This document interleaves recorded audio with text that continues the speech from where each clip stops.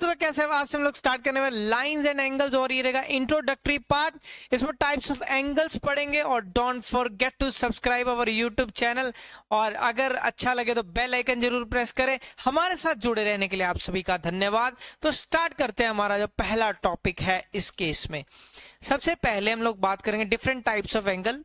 जैसे अगर मैं अल्टरनेट एंगल्स की बात करूं, अल्टरनेट एंगल, ठीक है, कोई भी चीज अगर हम लोगों ने पढ़ना है तो ये अल्टरनेट एंगल्स या कुछ भी है, ये कब लगेगा? अभी जो चीजें बता रहा हूं वो पैरेलल लाइन पे लगेगा। कब लगेगा? जब दो लाइनें क्या होंगी? पैरेलल होंगी।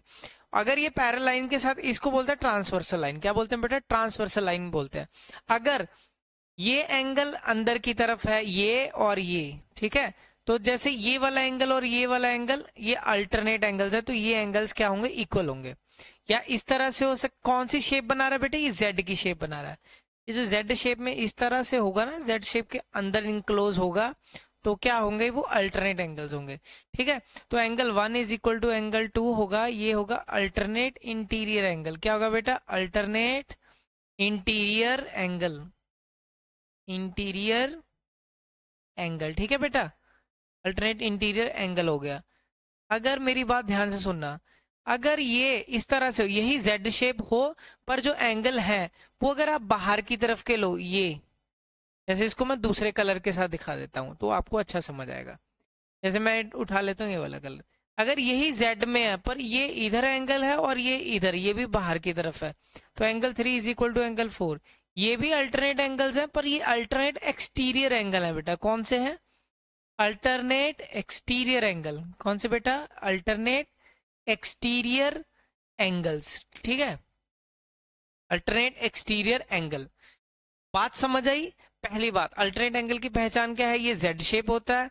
अगर अंदर की तरफ है तो अल्टरनेट इंटीरियर एंगल, अगर बाहर की तरफ है तो अल्टरनेट ये वाला जैसे और ये वाला, तो ये क्या है? Alternate exterior angle Z shape में मिलेगा। ठीक है, आगे चलते हैं, फिर अगले एंगल को समझते हैं। फिर दो ट्रांसवर्सल लाइन है हमारे पास, ठीक, दो पैरेलल लाइन है, एक ट्रांसवर्सल लाइन हो गई। क्लियर? जैसे अब हम बात करते हैं को इंटीरियर एंगल्स की। को कॉन्जिक्यूटिव, वैसे इसकी फुल फॉर्म क्या होती है? Consecutive interior angle, consecutive interior angle. ठीक है बेटा, तो जो कॉन्जिक्यूटिव इंटीरियर एंगल होते हैं वो कौन से होते हैं? जो अंदर की तरफ हो। जैसे ये पैरेलल लाइन में ये भी अंदर की तरफ है, ये भी अंदर की तरफ है। अगर इस साइड की बात की जाए तो इधर भी ये, अगर मैं इधर बात करूं तो ये भी इधर भी अंदर की तरफ, इधर भी अंदर। चलो पहले एक को दिखा देते हैं। अगर दोनों ऐसे हों तो दोनों सेम साइड पे होने चाहिए। क्या होने चाहिए? दोनों सेम साइड पे होने चाहिए। क्लियर है? अगर दोनों सेम साइड पे है तो दोनों का सम मिला के क्या हो जाएगा? 180 डिग्री। इसी को क्या बोलते हैं? को इंटीरियर एंगल। शॉर्ट फॉर्म में इसको क्या बोलते हैं? को इंटीरियर एंगल। मतलब क्या है इसका? कॉन्जिक्यूटिव इंटीरियर एंगल ही इसका मतलब है। क्लियर है सभी को? को इंटीरियर एंगल मतलब एंगल 1 + 2 की दोनों अंदर की तरफ हैं। दोनों अंदर की तरफ अगर एंगल हो पैरेलल लाइन में एक ही तरफ, तो वो क्या हो जाते हैं? को इंटीरियर एंगल्स। क्लियर? आगे देखो, आगे हम बात करेंगे कॉरस्पॉन्डिंग एंगल, कॉरस्पॉन्डिंग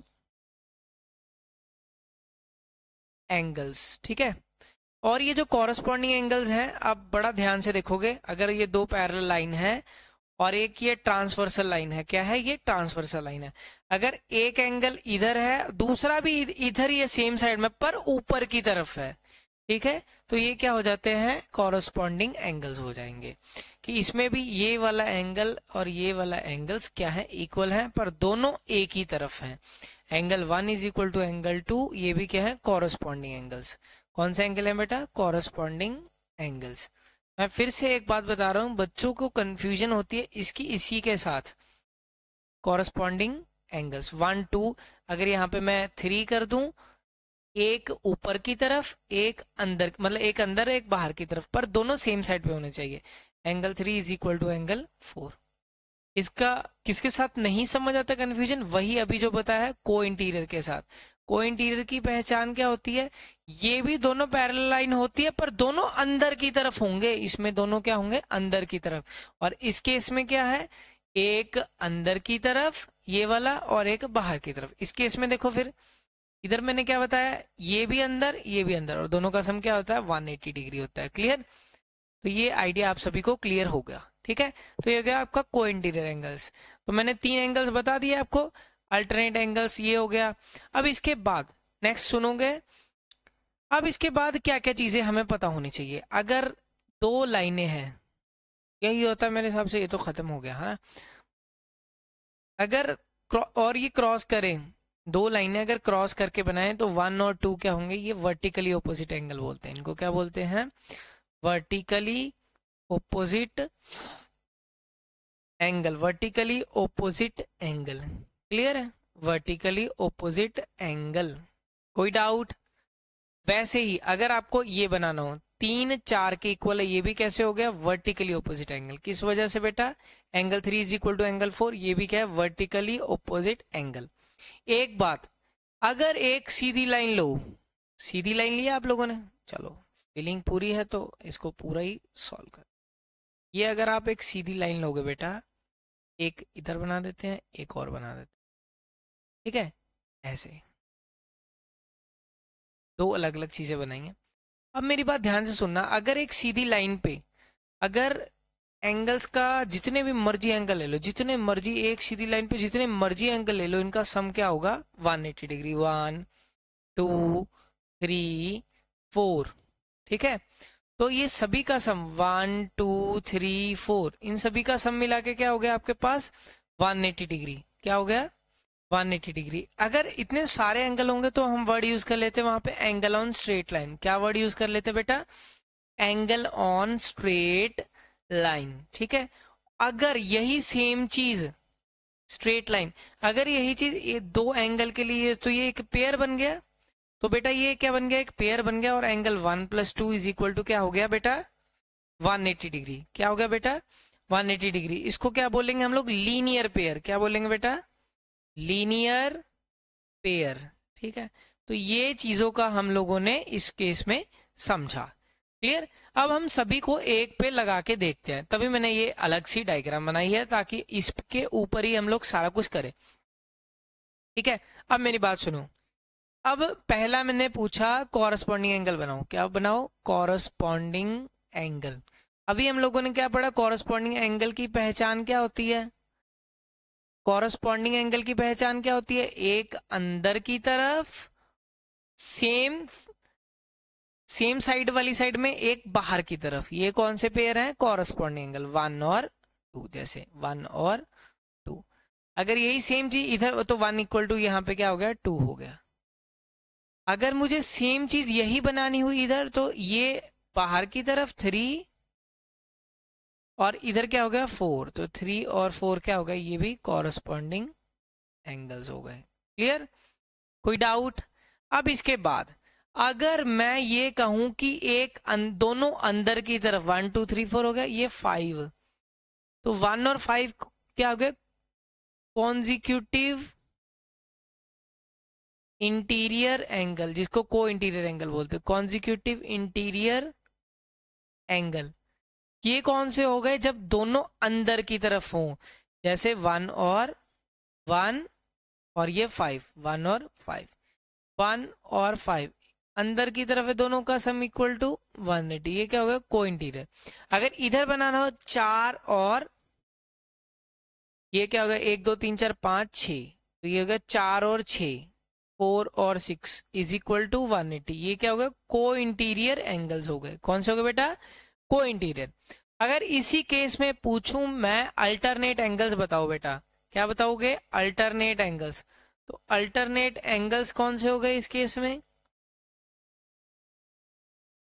इसी सेम केस में अल्टरनेट एंगल्स कौन से हो गए, जेड शेप। जेड शेप कहाँ बन रही है, ये अगर आप देखोगे अगर मैं दूसरे से बनाता हूँ इसके साथ, ठीक है, इसी के साथ बना अल्टरनेट एंगल्स, ये जेड शेप बना दिखा। तो कौन से आगे 1 और 6, तो 1 और 6 कौन से हो गए अल्टरनेट एंगल्स।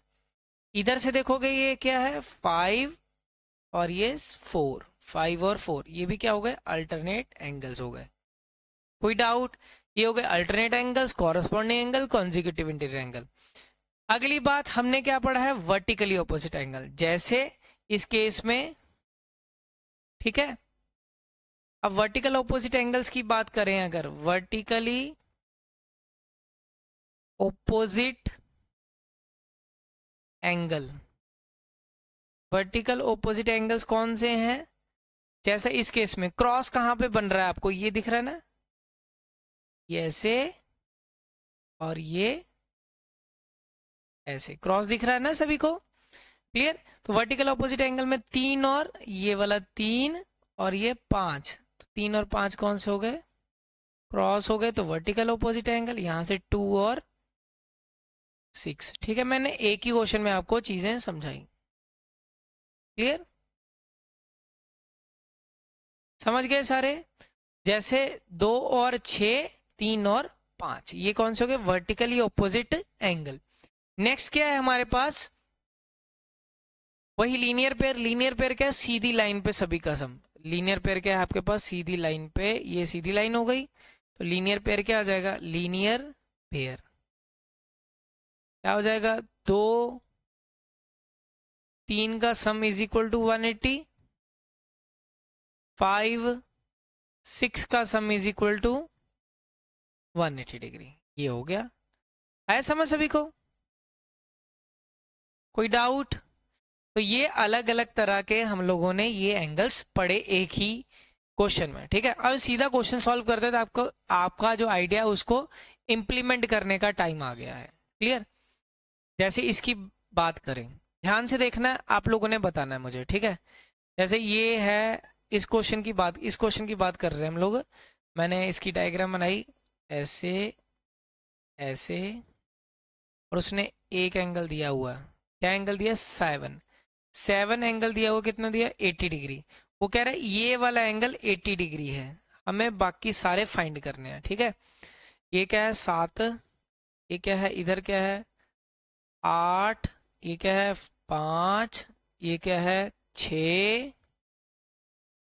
ये है 3, 4, 1, इधर क्या है, 2। अब जैसे मर्जी कर करके हमें ये सारे एंगल, मार्क्ड एंगल निकालने हैं, ठीक है। अभी हम लोगों ने क्या पढ़ा है, ध्यान से देखना, बस इसको इसी पे सॉल्व करेंगे। ये 80 डिग्री है और ये सीधी लाइन है, सीधी लाइन पे सबका सम कितना होता है, 180 होता है।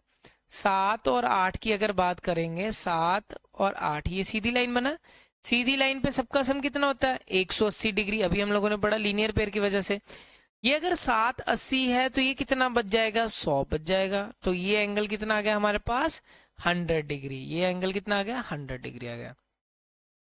एक और चीज हमने पढ़ा था, 8 और 6, 8 और 6 ऐसे क्रॉस बना रहे हैं, 8 और ये 6, 8 और 6 क्या बना रहे हैं, क्रॉस बना रहे हैं ना। तो क्रॉस में अगर ये 100 है तो ये भी क्या आ जाएगा, 100। अगर ये क्रॉस की 7 और 8 की, जैसे ये इस केस में क्या है, 8 इधर है, ठीक है ना, ये दिख रहा है ना, 8 और 6 ये क्रॉस बना रहे हैं, इधर ये वाला 80 और ये भी क्या आ जाएगा, 80 हो जाएगा, क्लियर। ये भी क्या बना रहे हैं, क्रॉस, कौन से, वर्टिकली ऑपोजिट एंगल, ठीक है। साथ के साथ मैं बताते जा रहा हूं। अब इसके बाद दिखाओ, अब ये 80 है और हमें पता है कि अगर सेम लाइन की बात की जाए, ये 80 है तो इसके ऊपर वाली साइड ये भी क्या आ जाएगा, 80। कौन से एंगल, कॉरस्पॉन्डिंग एंगल। बेटा कौन से एंगल, अभी हम लोगों ने बहुत डिटेल में पढ़ा है, अगर एक एंगल अंदर की तरफ हो और दूसरा बाहर की तरफ हो, दोनों की वैल्यू सेम रहती है, किस वजह से, कॉरस्पॉन्डिंग एंगल। अब अगर ये 100 है तो ऑटोमेटिकली ये भी क्या आ जाएगा, 100 हो जाएगा, क्यों, कॉरस्पॉन्डिंग एंगल। एक और चीज हम लोगों ने पढ़ा है कि अगर दो एंगल अंदर की तरफ हो तो दोनों का सम मिला के क्या होता है, 180 होता है। क्या होता है, 180 होता है। ये 80 दिया हुआ है तो ऑटोमेटिकली ये क्या आ जाएगा, 100। ये कौन सा एंगल, को इंटीरियर, किसकी वजह से, को इंटीरियर। बेटा ये इंट्रोडक्शन क्लास है इसीलिए डायग्राम में बता रहा हूं, नहीं तो हम अलग अलग करते, ठीक है। ये 80 है तो अगर को इंटीरियर एंगल लगेगा, अगर बेटा को इंटीरियर एंगल लगेगा तो ऑटोमेटिकली ये क्या आ जाएगा, 100 हो जाएगा, ठीक है। ये 100 है तो ऑटोमेटिकली ये क्या आ जाएगा, 80 हो जाएगा। तो ऐसे करके आपके सारे एंगल निकल गए, क्लियर। तो ये एक ही क्वेश्चन में हम लोगों ने सभी चीजों को लगा के कोशिश की समझने की। कोई डाउट, ठीक है। अगर मैं ये चीज हटा दूं तो ये आपको साफ साफ दिखेगा कि ये एंगल्स कितने कितने आ गए। ठीक है, तो ये वैल्यूज रहेंगी जो जो डिग्री। 1 की वैल्यू क्या हो गई 80, 5 की वैल्यू भी 80, 1 की वैल्यू 80, 5 की वैल्यू 80, 7 की वैल्यू 80। ठीक है, और इसके साथ एक और 3 की वैल्यू 80, बाकी सारे क्या है 100 100 है। ठीक है, समझ गए मेरी बात? तो ये था क्वेश्चन। हाँ, एक चीज रह गई अब हमारे पास समझने में, तभी एक और क्वेश्चन लिया है। एक पहले एक इंपॉर्टेंट क्वेश्चन जो रह गया हमारा, दो वर्ड का यूज हुआ कॉम्प्लीमेंट और सप्लीमेंट। कॉम्प्लीमेंट और सप्लीमेंट। कॉम्प्लीमेंट कौन से होते हैं हम सभी को पता है। कॉम्प्लीमेंट वर्ड कौन से होते हैं, कॉम्प्लीमेंट्री, कॉम्प्लीमेंट्री, जिनका सम क्या होता है, whose सम इज 90 डिग्री। कितना होता है बेटा सम, 90 degree. Supplementary, whose some is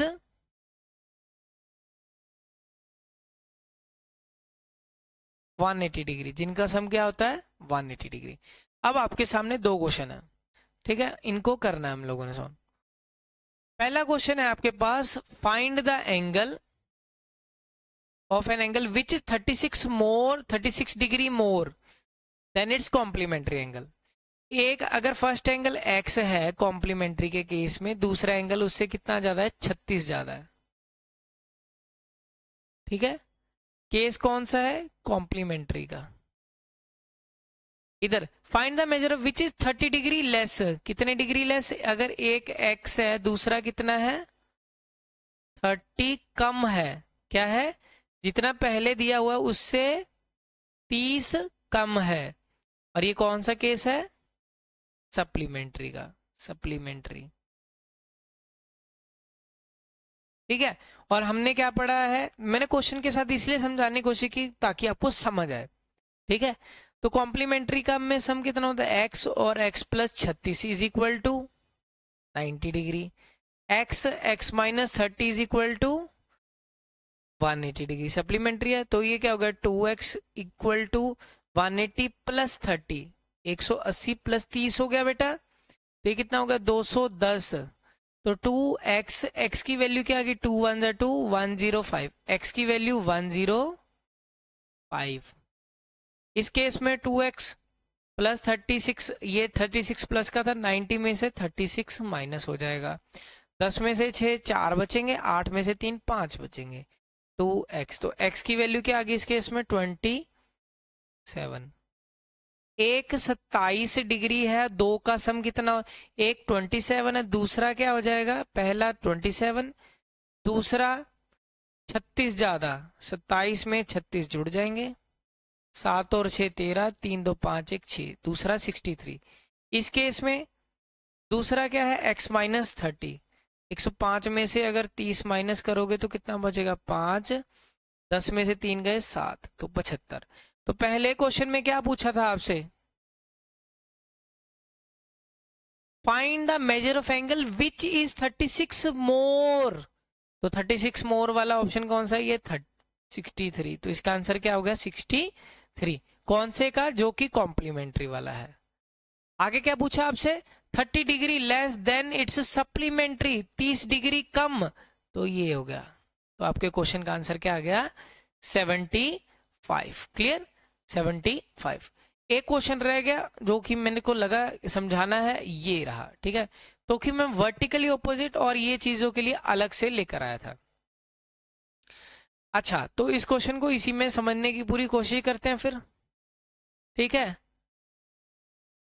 तो इस क्वेश्चन के लिए मैं ऐसे करता हूं, इसके साइज को जूम करते हैं हम लोग और इसी में सॉल्व करते हैं।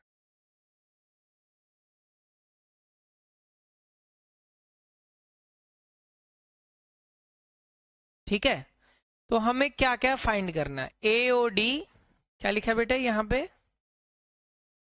ए ओ डी, ए ओ डी फाइंड करना है। ए ओ डी कहाँ है, ए ओ डी, ए ओ डी, ये मतलब 2x फाइंड, ये फाइंड करना है, सी ओ ई फाइंड करना है, ये भी फाइंड करना है, और ये भी फाइंड करना है। ठीक है, तो मोटा मोटी ये एंगल्स ही फाइंड करने हैं। ठीक है, तो ऐसा करते हैं हम लोग, इसको उठा के इधर करते हैं। तो कैसे होगा ये क्वेश्चन, देखो फिर कैसे होगा। ये सारी चीजें फाइंड करनी है।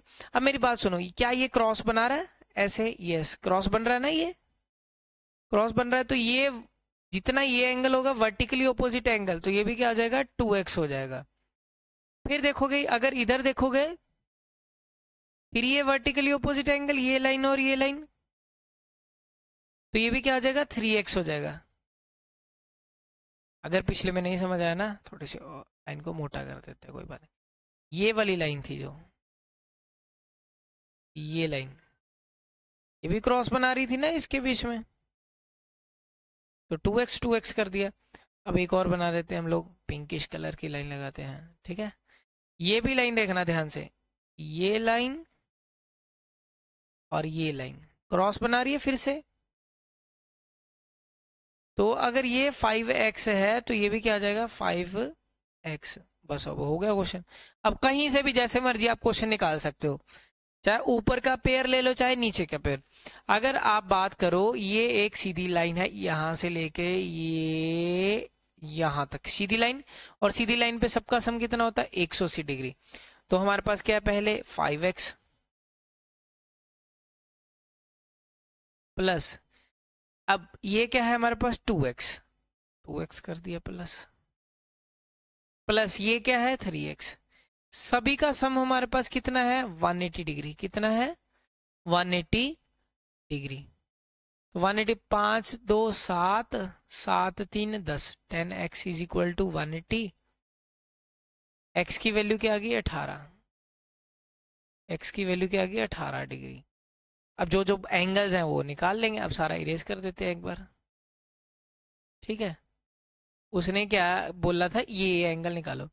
अब x की वैल्यू कितनी है, 18 पुट कर दो, तो 2 मल्टीप्लाई बाय 18, ये एंगल निकल जाएगा। यहां से यहां तक पूछा ना उसने, AOD, यही पूछा है, AOD ये रहा। तो जो मार्क है वही करना है, 18 दूनी 36 होता है। अब यहाँ पे x की जगह में क्या पुट करना है, 18 इंटू 5, 5 को 18 से करोगे तो 90 आता है, 18 पंजे 90 होता है, ठीक है। अब यहाँ पे 3 मल्टीप्लाई बाय 18, 54। कितना हो गया बेटा, 54। क्लियर, 18 इंटू 3 क्या हो गया आपका, 54। ठीक है, तो ये थे क्वेश्चन, और मैंने अपनी तरफ से पूरी कोशिश की इन क्वेश्चंस को समझाने की। ठीक है, तो मिलते हैं आपको नेक्स्ट लेक्चर में। तब तक के लिए टाटा, बाय बाय, शुभ रात्रि, शबा खैर, जय हिंद।